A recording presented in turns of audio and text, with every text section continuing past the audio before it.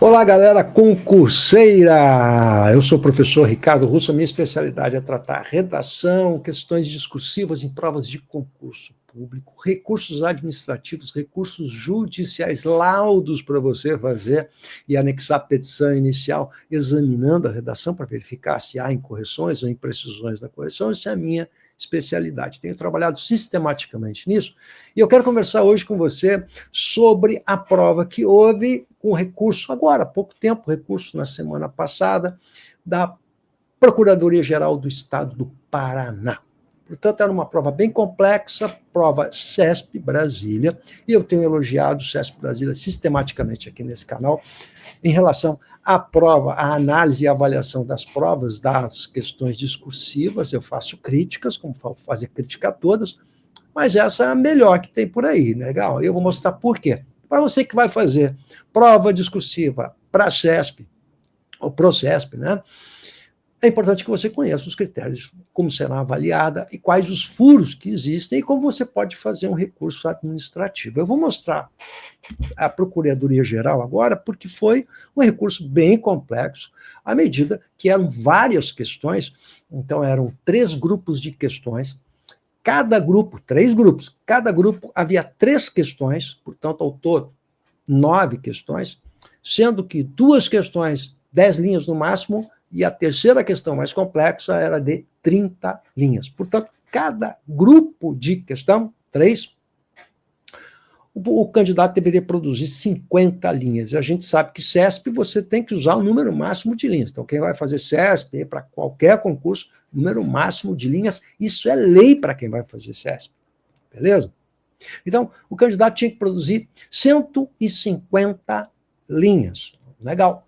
Treinando, escrevendo. Então, você sabe que você não vai conseguir produzir 150 linhas se você não treinou, se você só digita, na hora do dia da prova ter que escrever, realmente é muito complicado, especialmente porque CESP Brasília, diferentemente das outras, explicita na parte de avaliação justamente uma nota para legibilidade. Isso é uma coisa que você, concorrente a uma prova de concurso público, que cada vez mais estão concorridas e pequena variação de nota muda substancialmente a posição do candidato, você não pode perder pontos em legibilidade, em apresentação desse trabalho.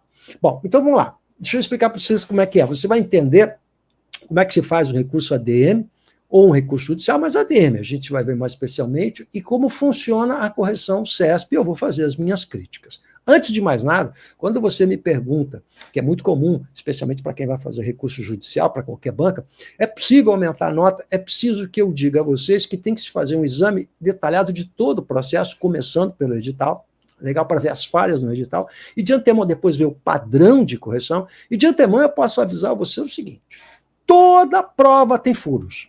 Não existe um processo em que não haja furos. Um edital mal feito, uma questão mal formulada, até porque é uma atividade humana, legal? Então, isso sempre vai acontecer. Então, qual é a função deste professor que está aqui? Buscar os furos da banca. E é isso que eu vou mostrar para você, legal? Especialmente, agora eu quero chamar a atenção de vocês, os furos relacionados à linguagem. Aqui a minha formação é essa. Então, como é que a gente faz todo o processo? A gente compara o enunciado da questão, porque ninguém olha no enunciado da questão, a interpretação, compreensão do enunciado é o primeiro ponto. Então, a gente olha o enunciado da questão, confronta com o padrão estabelecido pela banca, a banca dá o padrão e estipula a nota quando você consegue responder a cada um dos padrões. E, por último, eu pego a redação do candidato. Legal? Então você vai entender que mesmo, e nós vamos falar aqui sobre enunciados que remetem à área do direito, por evidente, legal? Você que é advogado, que é um operador de direito, e nos meus laudos eu sempre digo isso, não esqueça jamais, inclusive nas aulas que eu dou para a galerinha do direito na universidade, na faculdade na qual eu trabalho, que todo operador de direito, ele trabalha com a linguagem. Tudo passa pelo filtro da linguagem. Sem a linguagem não existe operador de direito. Então, isso precisa ficar bem claro. E todo enunciado, padrão de resposta, a sua resposta, ela passa necessariamente pela linguagem. E é isso que eu quero que você atente agora. Então, não adianta você ficar pensando que o professor de português vai examinar a crase, a concordância, a registro. Não, a gente examina muito mais do que isso. Como foi feita a questão, se ela foi bem feita do ponto de vista linguístico, se o padrão está adequado ao enunciado da questão, ou se o padrão está pedindo coisas que não estão no enunciado, que é o que aconteceu aqui na PGE do Paraná. E o segredinho, muitas vezes, está na formulação da questão, o que mostra que não adianta você só ser um bom conhecedor da área legal do direito, por exemplo, nós estamos falando aqui PGE, mas se você não sabe formular questões para uma prova de concurso público, você tem que ter essa expertise. Então não adianta o cara ser um baita na área dele de conhecimento, se ele não está acostumado e não tem expertise na área de formular questões para uma prova de concurso público, que é uma coisa muito técnica. E é isso que eu tenho preconizado, a minha briga é antológica aqui no sentido de que há baixo investimento das bancas no sentido de capacitação técnica de quem vai formular a questão, e o mais grave, que aconteceu no CNI, inclusive. A impressão que dá é que o cidadão que fez a questão não foi o mesmo que elaborou o padrão de respostas, eles não conversaram entre eles, é essa a impressão que dá. Ou então, esse padrão ele é feito posteriormente. E aí se chega à conclusão que tem que pedir um pouquinho mais coisa além daquilo que estava no enunciado da questão. O que é totalmente irregular. Por quê? Você não pode pedir coisas que estão além do enunciado da questão, porque o candidato não tem que adivinhar. Isso não é uma questão paranormal, né? Eu tenho que adivinhar o que está na cabeça de quem fez a questão? Não posso. Né? E é isso que eu quero mostrar para vocês aqui num exemplo bem claro e bastante complexo, porque isso aqui, para a gente fazer, eu trabalho artesanalmente, quer dizer, eu que trato direto com você no WhatsApp, prof, eu quero saber como é que o senhor faz e tal, você entra em contato com o meu WhatsApp, que vai estar na descrição do vídeo, e você vai ter um atendimento direto comigo para conversar sobre, falar sobre recurso administrativo, recurso judicial. Eu não tenho equipe, eu não trabalho com equipe, não, esse tipo de trabalho tem que ser artesanal, eu preciso conversar com você, saber o que você fez, o que não fez. Então, é a proximidade que importa, senão vira aquela coisa automática, né, gente? E não tem intermediário, tem que ser uma coisa muito próxima, e é um trabalho que você tem que olhar o enunciado, é um trabalho técnico bem pesado, e eu vou mostrar isso para vocês agora, beleza? Então, dá uma olhadinha aqui nisso que eu vou mostrar aqui para vocês. Olha só, vou começar, vamos lá, eu vou fazer o recurso administrativo. A primeira coisa que eu tenho que fazer é examinar a questão. Então, eu tenho que ir para o enunciado da questão, porque tem que ver se o enunciado da questão é claro, objetivo e está bem posto. Então, você me ajuda lá, olha só, CESP tem uma das coisas que eu gosto muito, que é, pontualmente ele vai mostrando para você quanto vale em pontos cada resposta que você dá, né? Poucos fazem isso. CNU, então, foi uma loucura, né? Então, redija um texto dissertativo, né? Não especifica se é um expositivo ou se é um argumentativo, essa diferença é bem importante, e eu mostro isso, como isso foi importante lá no CNU. Posicionando-se, eu quero que você pegue esse gerúndio aqui desse verbinho. Posicionando-se. Eu quero que você pense, congela. Eu quero que você pense e diga para o tio aí. Vai pensando, olha só, eu estou analisando o enunciado. O que é posicionar-se? Quanto à constitucionalidade da emenda à Constituição do Estado X, por meio da qual sejam alteradas as atribuições dos órgãos encarregados das atividades de representação judicial, consultoria e assessoramento jurídico no âmbito estadual. Por meio de, aí vem 1, 2, 3. Então, olha só, a primeira resposta, ele quer uma posição sua se é constitucional ou não. Beleza? Agora, o que é que você entende por posicionar-se? A posição, ela é pessoal, ela é subjetiva. Então, eu vou dar a minha posição em relação a se é ou não constitucional. Me parece muito óbvio. Mas agora vem o problema.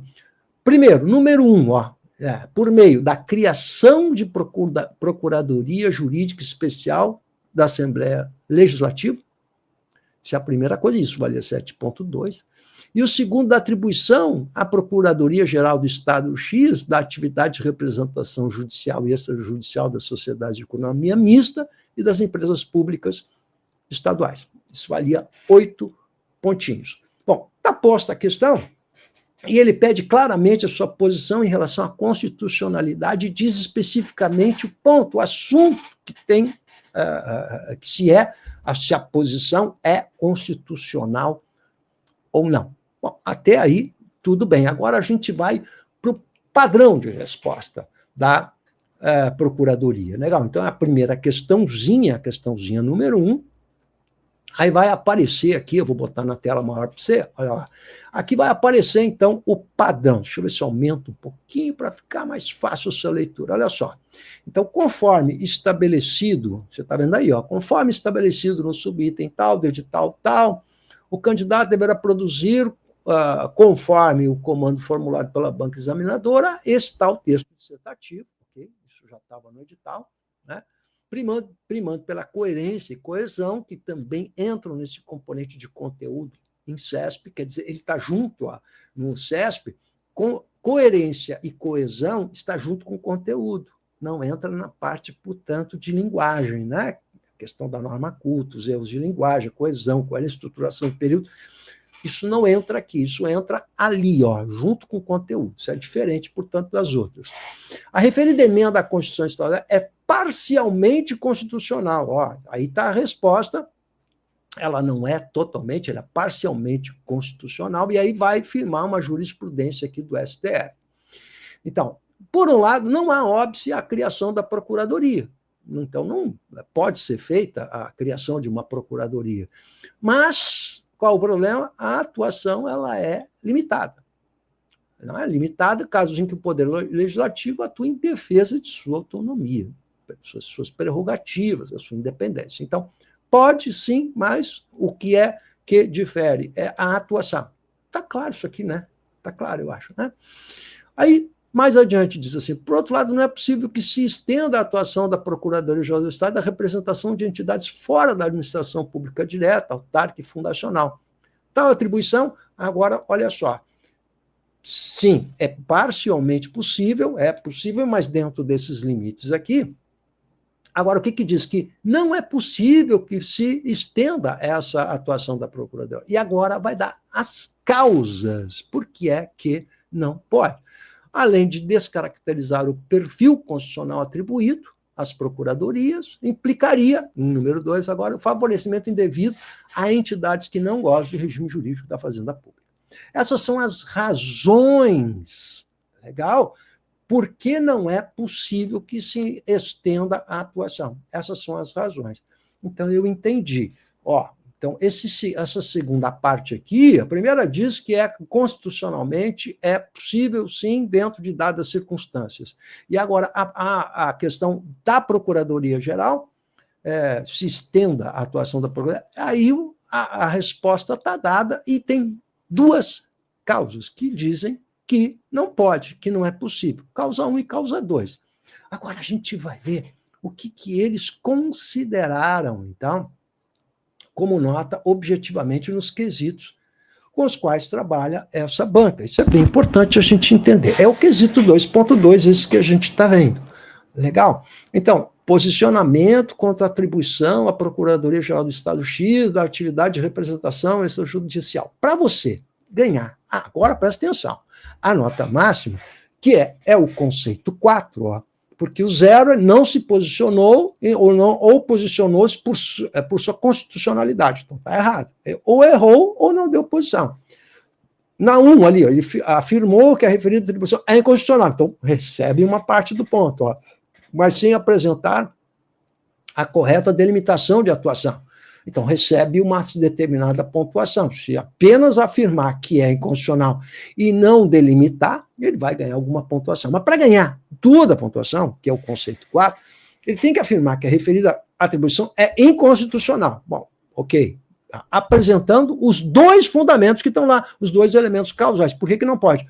1 e 2, indicados no padrão de resposta, indicou que esse é um entendimento do STF. Muito bem, agora vamos lá, vamos para a linguagem, apresentando os dois fundamentos. Então, olha só, para eu ganhar nota máxima, além de falar que é inconstitucional, eu tenho que apontar aqueles dois fundamentos que estão indicados ali no padrão. Se eu não apontar os dois fundamentos, eu não ganho a nota máxima. Bem entendido? Mas eu preciso lembrar você, voltando aqui, preciso lembrar você que o enunciado da questão falava em posicionar-se, não pedia os fundamentos. Percebe a diferença?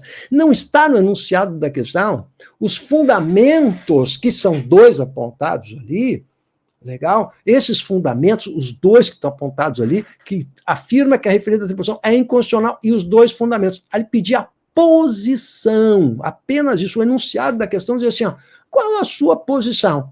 Para eu receber a nota total, eu preciso dar esses dois fundamentos. Ora, se a banca queria que o candidato trouxesse os fundamentos da inconstitucionalidade, bastava dizer isso no enunciado da questão. Pronuncie quais os fundamentos que impedem que isso seja constitucional. Essa era a questão a ser formulada. Você vai ter que adivinhar que eles querem os fundamentos. O que é um fundamento? É a parte, fundamento é a base. Portanto, no caso, é a base legal para aquilo, para mostrar que aquilo é inconstitucional. São os dois elementos causais. Beleza? Isso agora, posicionar-se, que é o verbo usado no enunciado, é uma coisa pessoal muito mais geral. Olha, qual é a sua posição? A minha posição pode ser, é mais aberto, você pode se posicionar de diversas formas.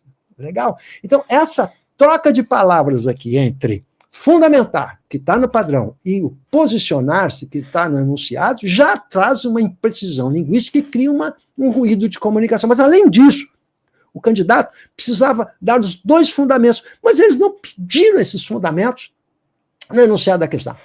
Você vai ter que adivinhar esses fundamentos quais são. Beleza? Então, o que você tem aqui? Uma questão de linguagem tipicamente problemática em relação à CESP. E é esse tipo de furo que a gente sempre vai procurar. E, de novo, volto a dizer para vocês, sempre vão ocorrer furos, não tem jeito. Por quê? Porque é uma atividade humana. Então, a impressão que dá qual é? É que eles formularam a questão e, na hora de pedir o padrão, perceberam que estava faltando alguma coisa e resolveram colocar isso no padrão, mas não conversaram com o enunciado da questão. Então, o enunciado, ele não está de acordo com o padrão. E isso é muito comum. No CNU, isso aconteceu um monte de vezes. O que mostra que está faltando justamente um trabalho de equipe aí. E mais do que isso, que esses enunciados de questão passem por alguém que entenda de linguagem. Porque sem linguagem não adianta nada. Legal? Para fechar, quando a gente faz CESP, a primeira coisa que a gente vai olhar, ou a segunda, para entre as primeiras coisas, né, é olhar o que é que aconteceu com a legibilidade. Porque o primeiro item que aparece sempre, né, o primeiro quesito, que eles chamam de um quesito macroestrutural, é a apresentação. Dentro da apresentação entra a questão da legibilidade. O que a gente entende por legibilidade? Se eu entendi ou não. Se dá para entender ou não. Porque qualquer letra é possível, mas eu preciso entender a letra. Legal? E, além disso, diferenciar maiúsculas de minúsculas. É isso que funciona. Ou seja, qual é a sua melhor letra? Use a sua melhor letra e diferencie maiúsculas de minúsculas. Além disso, margens, indicação da margem de parágrafo. 3 centímetros você tem que deixar mais ou menos. Isso dá um dedão, legal? 3 centímetros aproximadamente, claro, depende do dedão, né? De margem de parágrafo. Tem que deixar margem de parágrafo. Eu tenho que olhar para o seu texto e perceber que ali começou um parágrafo. Legal? E a estrutura textual, quer dizer, se você fez em 2 parágrafos, no caso aqui, uma redação com 10 linhas, pode ter 2 parágrafos de 5 linhas aproximadamente, né? Se cada parágrafo atesta um tema do assunto central a ser tratado, por isso que é um parágrafo à parte. Então, isso seria um texto bem estruturado, né? Então, como tinha 2 textos com 10 linhas, 5 linhas para cada um, mais ou menos, tem que ser equilibrado. Você não pode fazer 8 linhas por um parágrafo e 2 por outro. Não me faça nunca parágrafos com 2 linhas. Isso não existe. Beleza? Ora, o que aconteceu com essa candidata aqui? Aqui, nesse caso, ela recebeu a nota máxima, 0,80. Você sabe que hoje qualquer zero, qualquer coisa, muda completamente a vida desse candidato. Mas como foram várias provas, ó, uma candidata que tem uma letra legível, fez a margem de parágrafo, fez margem à esquerda e à direita, foi até a linha, isso também é importante, e até a linha direita, até a linha esquerda, encostadinho, bonitinho. Então, não é uma letra linda, maravilhosa, mas não é isso que se pede, é uma letra legível, que seja compreensível, e não há por que descontar. O que aconteceu? Em várias provas houve desconto de legibilidade, mas é a mesma autora, usando as mesmas margens, com a mesma letra. Em algum momento houve desconto, em outros não. Alguma coisa está errada, ou seja, não há uniformidade no critério de avaliação desse item aqui. Por quê? Porque tem avaliador que desconta e outro que não desconta, mas a letra é a mesma, as margens são as mesmas, por que houve o desconto? Isso a gente não fica sabendo. Porque o avaliador estava lá, eu não gostei, talvez. Só pode ser isso. Não há uma justificativa concreta para descontar pontos de elegibilidade dessa candidata. Mas ela perdeu pontos, e somando aqui, a perda de pontos vai mudar a posição dessa candidata. Por último, o que a gente vai analisar? Como você está vendo aqui, ó, CESP sempre vai apresentar o número onde aparecem os erros, o número da linha onde aparecem os erros. No caso aqui, houve apenas um erro na linha 4, e foi um erro de grafia. Então, a gente tem que ver se foi acento, uso do hífen, o que exatamente aconteceu. E verificar se houve mesmo esse desvio. Mas é a linha que é indicada. A gente sabe, no caso dessa candidata aqui, ela teve um desvio ali, mas nas outras ela teve 4, 5 desvios. Quais foram os desvios gramaticais desta candidata, os maiores, né? A questão da pontuação, o uso da vírgula. Então, o uso da vírgula tirou pontos importantes. Se essa candidata tivesse treinado, eu teria mostrado para ela, comigo, né, 2, 3 textos que ela tivesse feito, eu já verificaria que ela está errando um erro comum, que é deslocamento de elementos dentro da oração e não vírgula esses deslocamentos. É o único erro que ela cometeu de vírgula, é isso. Então, ela deslocava um elemento ou outro, não colocava a vírgula marcando esse deslocamento e perdeu pontos substanciais. Então, essa questão da gramática, por isso que é importante treinar, eu tenho que ver o que você está errando, para poder passar o remedinho. Olha, isso aqui você não pode mais errar. Então, se nós tivéssemos diminuído pela metade o número de erros de pontuação dessa candidata, a nota dela certamente seria outra. Isso mudaria totalmente. Ou seja, o que eu mostro para vocês? Que é o detalhe que define tudo. Vou deixar para vocês aqui o meu WhatsApp para vocês entrarem em contato, o meu curso de redação para qualquer concurso, que eu corrijo, então você tem a teoria e a prática, e vou deixar para você o contato, evidentemente, para você conversar, se precisar de recurso administrativo, recurso judicial, para tirar dúvidas, conversar, bater um papo, enfim, legal? E não posso esquecer, dá um joinha aí, que é importante para o prof, para a gente poder alavancar esse canal, beleza?